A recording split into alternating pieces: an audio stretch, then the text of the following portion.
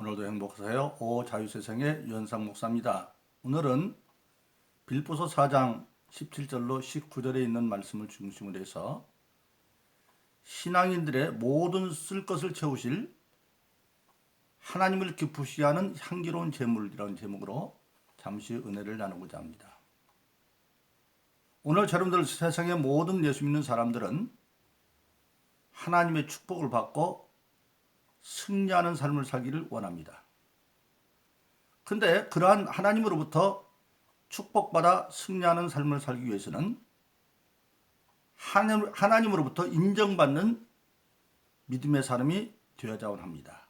즉 하나님이 그 믿음을 인정하고 하나님이 찾는 사람이 되어져야 모든 범사에 하나님의 사랑과 은혜를 받아서 축복받고 승리하는 삶을 살아갈 수가 있습니다. 그래서 하나님은 그가 찾고 선택하는 사람들의 기준이 세상적인 기준이 아니라 믿음의 기준입니다. 그래서 우리가 잘 아는 고린도전서 1장 26절 29절에 보면 하나님이 부르고 택한 자들을 보라. 지혜 있는 자가 그리 많지 아니하고 능한 자도 그리 많지 아니하고 문벌 좋은 자도 그리 많지 않다. 오히려 하나님은 믿음을 보고 선택해서 오히려 미련한 자를 택해서 그의 믿음을 보고 택해서 미련한 자를 통하여 지혜 있는 자를 부끄럽게 하고 약한 자를 택해서 능한 자를 부끄럽게 하고 천한 자를 택해서 오히려 문벌 좋은 자를 부끄럽게 한다 그렇게 말하고 있습니다. 그것은 뭐냐? 모든 것이 세상의 조건이 아니라 믿음이 인정받는 하나님의 은혜에서 되는 것이기 때문에 사람들이 사람의 일을 자랑하지 못하게 하랍니다. 그렇게 말씀하고 있습니다. 실질적으로 성경에 보면 환경은 어려웠지만 하나님으로부터 인정받아 궁극적으로 승리한 사람들의 기록이 많이 있습니다.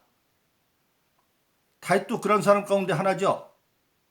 실질적으로 다윗은 그 아버지 이새의 본처의 소생이 아니라 두 번째 부인의 소생입니다. 그리고 여덟 번째 아들이 되어져서 하나님의 명령을 받고 사무엘이 사울을 대신해 왕을 세울 때 예견하에 세울 때 이세 아들 가운데 세워라 갔을 때 그 아버지조차도 다윗은 막내로 해당 상을 옮겨서 너는 양이나 지켜 그렇게 한 사람이었지만은 결국은 하나님은 다윗이 마음에 합해서 그를 택했습니다. 근데 나중에 보면 다윗은 절대 믿음의 사람이었죠. 골리앗과의 대결에서 보면 그 절대 믿음이 나타나지 않습니까? 그래서 과정을 거쳤지만 나중에 이스라엘 왕이 되어지고 요셉도 17살에 하나님이 주신 그 좋은 꿈 때문에 오히려 형제들의 시기를 받아서 애굽으로 팔려가는 존재가 되어졌지만 그러나 그 가운데서도 끝까지 그가 믿음을 지켜서 마침내 17살에 팔려간 요셉이 30살 13년 만에 애굽의 총리가 되어지는 것도 그의 믿음을 보고 하나님이 그와 함께 해주었고 다니엘 또한 소년 시절에 그가 있었던 그 당시에 유대 왕이 하나님 앞에 잘못되어졌기 때문에 바벨론의 나라가 점령당하고 포로로 끌려갔지만 그는 그것을 믿음을 지켰기 때문에 결국은 어떻게 되어졌습니까? 그는 새 왕조를 거치면서도 형통한 자가 되었습니다. 포로로 끌렸던 바빌론에서는 권력 3위까지 올라갔고 그리고 그 바빌론을 멸망시킨 메데 파사 연합군 가운데 메데 왕국에서는 다리오 왕 때 그가 사자굴에 들르는 그런 위기 가운데서 믿음을 지켜서 수석 국무치가 되어지고 그리고 파사 제국 때에도 고레스 왕에도 형통했다 그렇게 말하고 있습니다. 그 모든 게 바로 뭡니까? 어려운 환경과 핸디캡이 있었지만 하나님 앞에 인정받는 믿음의 사람이 되어서 형통한 것을 우리가 알고 있습니다. 그런데 신약 성경에 보면 하나님은 어떤 자를 찾느냐? 요한복음 4장 23절로 24절에 보면 주님께서 직접 말합니다. 하나님은 신령과 진정으로 예배하는 자를 찾는다. 실질적으로 그 사람의 신앙이 바른지 아닌지는 그 사람의 1년 동안 예배하는 것만 지켜봐도 합니다. 모든 예배에 잘 참여할 뿐만 아니라 예배할 때 진실되게 시간 전에 나가서 준비 기도도 하고 끝날 때 축도에 나가지도 아니하고 그 예배의 모든 적을 갖추는 사람들, 나중에 보면 그 사람들이 형통하게 되어집니다. 근데 그 예배를 할 때 신령과 증인은 예배의 가장 기본적인 중요한 것이 뭐냐면 예배의 조건이 네 가지죠. 기도와 찬송과 예물, 이 세 가지는 하나님께 드리는 겁니다. 왜 드려야 되느냐? 구약에는 제물을 드렸고 신약에는 이미 예수를 우리에게 주었기 때문에 예수 안에서 모든 걸 얻었으니까 감사함으로 먼저 기도하고, 기도도 먼저 할 것은 마음을 찢는 회개의 기도, 그 다음 믿음의 간구, 감사의 기도, 찬양, 하나님께 영광을 드리는 찬양, 그리고 예물은 하나님께 구원받은 자로 하나님의 모든 것을 알고 자발적으로 감사함으로 믿음을 가지고 드리는 예물. 의무예물도 있고 11조나 이런 건 의무예물이죠. 절기예물. 그리고 그때마다 성령께서 우리에게 깨닫게 주시는 대로 예물을 드리는 것. 그리고 마지막으로 세 가지를 드리고 다시 하나님께 은혜를 받는 게 말씀을 통해서 은혜를 받습니다. 사실 여러분, 믿음의 사람은 하나님의 말씀에 대한 완전한 믿음이 있는 사람입니다. 하나님의 말씀은 모든 천지 만물의 시작이죠. 천지 만물도 하나님의 말씀으로 만들었기 때문에. 그리고 말씀이 있는 곳에서 기도함으로 반드시 약속이 이루어지기 때문에. 그래서 말씀에서 은혜를 받는데 이 예배의 세 가지 요소 가운데, 네 가지 요소 가운데 오늘 본문의 말씀은 예물에 대해서 말하고 있습니다. 예물. 여러분, 히브리서 11장은 믿음의 장이죠. 히브리서 11장 1절 2절은 믿음은 바라는 것들의 실상이요 보이지 않는 것들의 증거다. 믿음은 하나님 앞에 바라는 것을 가지고 있는데 그것이 일정한 과정을 통해서 마침내 실제 사건으로 나타나는데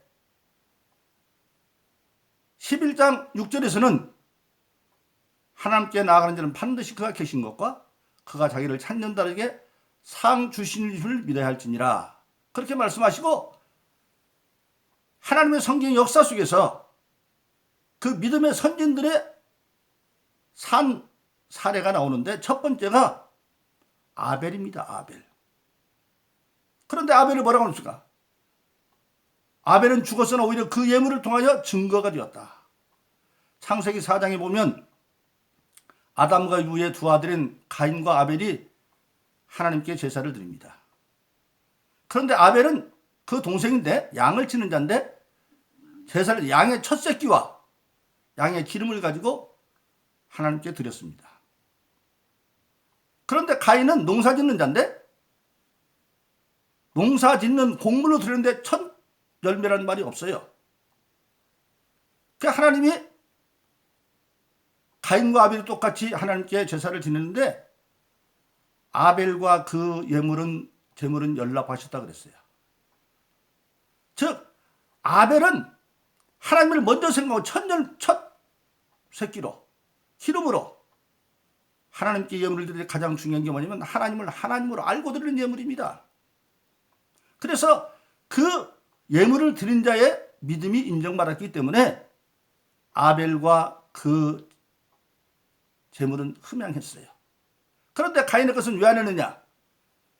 나중에 동생 아벨은 하나님께 연락되고 자기는 안 되니까 막 푸르락푸르락 분노하니까 하나님이 그러죠. 너에게는 죄의 소원이 있었다. 즉 가인은 하나님 앞에 나와서 기도 제목이 있었는데 죄의 소원, 잘못된 소원을 가지고 있었어요. 즉 예를 들어서 자기하고 경쟁하는 사람이 있다 그러면 그 사람을 선의 경쟁은 되는데 저 새끼 죽이면 내가 되지 않아요. 이런 식의 죄의 소원을 가지고 있었기 때문에 하나님은 너는 죄인에서 죄인아 다스려라. 그래서 가인은 불합격당한 거죠. 그것 때문에 결국은 가인이 죄의 소원을 가진 게 드러나죠. 동생은 합격하고 자기는 불합격하니까 결국은 동생을 쳐서 죽이잖아요.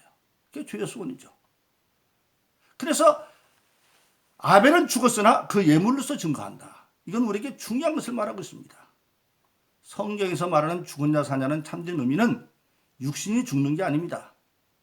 육신은 어차피 누구나 다 땅에서 한번 죽지만 영이 나중에 하나님과 더불어 천국에 있는 자는 산정이고 산자고 그렇지 않은 죽은 자예요. 지옥 가는 자는.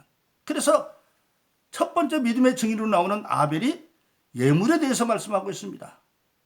이건 우리에게 예물은 물질보다도 하나님을 하나님으로 알고 첫 것으로 드리는 그것을 인정받았다고 하는 사실입니다. 신약 성경에도 보면 하나님 앞에 믿음의 헌금을 드렸던, 그러므로 엄청난 축복받은 교회 사례가 바로 마게도냐 교회이고, 고린도서 8장 9장에 보면 그 사례가 나와 있는데 그 가운데 대표적인 교회가 데살로니가 교회입니다. 고린도서 8장에 보면 데살로니가 교회는, 마게도냐 교회는 극한 가난과 어려운 환난 가운데 있었는데 왜 그랬느냐? 원래 데살로니가는 아주 비옥한 땅과 금광, 은광이 많아서 아주 부유한 조건을 가지고 있는 땅이었습니다.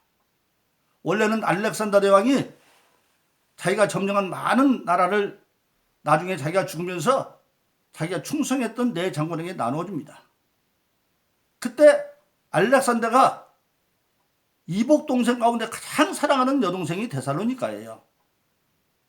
그래서 그 자기 여동생 이복 동생 데살로니가와 자기가 충성했던 장군 하루와 결혼을 시켜서 그곳을 띄어서 주고 그 네 왕국 가운데 수도가 데살로니가입니다.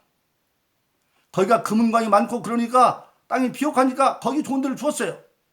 그런데 그 초대교회 시절에는 로마가 그것을 점령하고 가만히 보니까 이것들이 돈이 너무 많아 안 되겠어. 그래서 로마가 금광과 은광의 채굴권을 다 뺏어가고 그리고 온갖까지 박해를 가해서 극한 가난으로 도저히 살 수가 없는 그런 상황이어서 오늘날 말하면 보따리 싸서 이민 가야 될 그런 위기가 있었어요. 그런데 그곳에 바울과 실라와 디모데가 가서 3주 동안 부흥을 했는데 거기서 은혜 받고 그들이 오늘 말하면 이민 가려는 보따리를 풀어버리고 하나님의 뜻 가운데 드디어 극한 가난을 이기는 비결을 알았어요.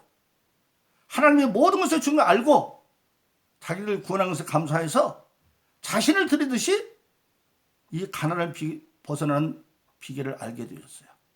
그래서 성경에 보면 각자 어떤 특별한 은혜를 받는 사람들은 그 부분에 대해서 은사가 있습니다. 그들은 그 가난을 벗어나는 게 뭐냐? 하나님 앞에 많은 헌금 연물을 드리는 거다. 그걸 어떻게 깨달았느냐? 그들은 축복의 비결이 헌금하는 것이 농사 짓는 법인지를 알았어요.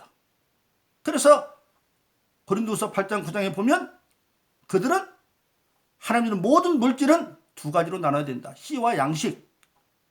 씨와 양식. 아무리 농부가 어려워도 씨까지 어떻게 먹지는 않아죠. 그래서 어렵지만 하나님 앞에 씨를 심어야 되겠다. 축복의 씨. 그것이 바로 헌금이고, 그래서 그들은 많이 심는 자는 많이 거두고 적게 심는 적게 없는 걸 알았고, 그리고 하나님은 그 헌금을 축복의 씨앗으로 받아서 하는데 하나님은 즐기는 자를 사랑한다. 그래서 그들은 그 가난 가운데 자발적으로 깨닫고 바울 사도와 디모데 신라를 막 찾아가서 더 헌금을 꼬문다냐고. 그래서 극한 가난 가운데 넘치는 헌금을 합니다. 그래서 그것이 마침내 고린도서 9장에 가면 그들이 엄청나게 축복을 받아서 이제는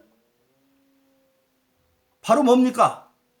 성도들의 가난한 것을 보충하고, 그리고 예루살렘의 기근과 가난이 있는데 구제물을 보낼 정도로, 그래서 바울이 고린도 교회에다가 이 마게도냐 교회를 닮으라고 할 정도로 엄청난 축복을 받는데, 그래서 고린도서 9장에 가면 궁극적으로 그것이 뭐냐? 그 사람이 진실하게 하나님을 믿고 예수님을 믿는 산 증거가 어디에 있느냐? 그 가운데 하나가 바로 헌금하는 걸 안다. 그래서 그 직무로 증거를 삼아서 그리스도를 진실히 믿는가 안 믿는가를 나타냈다고 말씀하게 되어집니다. 그래서 정말 대성역 교인들은 그 극한으로 출발했지만 마침내 축복의 비결을 알았고, 그래서 고린도서 8장 9절은 결론적으로 우리가 예수 그리스도를 알거니와 그가 부유한 자로서 가난하게 된 것은 그의 가난함을 인하여 우리를 부유케 하려 하십니다. 그래서 물질 축복에 관한 대비밀이 고린도서 8장 9장에서 밝혀지고 있는 겁니다.